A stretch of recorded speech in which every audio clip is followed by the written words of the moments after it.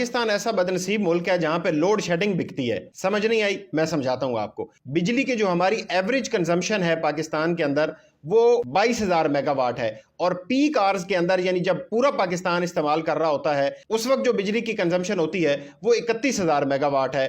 और जरा सुनिएगा, हमारी जो प्रोडक्शन कैपेसिटी है बिजली की वो 44,000 मेगावाट है, यानी जितनी हमें पीक आवर्स में जरूरत है उससे भी 13,000 ज्यादा मेगावाट बिजली हम बनाने की पोजीशन में हैं, लेकिन बनाते नहीं हैं। पता क्यों नहीं बनाते? इसलिए कि आईपीपीज के लोग हुकूमती ऑफिशियल्स को रिश्वत देते हैं और उन्हें कहते हैं कि आप लोड शेडिंग करें ताकि हमें बिजली न बनाना पड़े और हमें कैपेसिटी चार्जेस की मद में पूरे पैसे मिलें, यानी हमें प्लांट न चलाना पड़े, बिजली न बनानी पड़े, इसकी पूरी कैपेसिटी के मुताबिक डिमांड्स को मीट ना करना पड़े, लेकिन हमें पैसे बैठे बैठाए घर में मिल जाएं। ये वो सूरत हाल है जो पाकिस्तान में हो रही है, और इसमें वो सारी पार्टियां शरीक हैं जो हुकूमत के अंदर हैं, और इससे पहली पार्टियां भी और उससे पहली पार्टियां भी, फौजी हुकूमतें भी और सिविल हुकूमतें भी, जिन्होंने ये सारे मुआहदे किए, और वो आईपीपीज के लोग भी जो हुकूमत में बैठे हैं या पोजीशन में बैठे हैं या सरकारी इदारों में या एस्टेब्लिशमेंट के लोग हैं, ये सब लोग इस जुर्म में बराबर के शरीक हैं कि पाकिस्तान की कैपेसिटी है 44,000 मेगावाट प्रोड्यूस करने की, लेकिन फिर भी मुल्क के अंदर लोड शेडिंग है।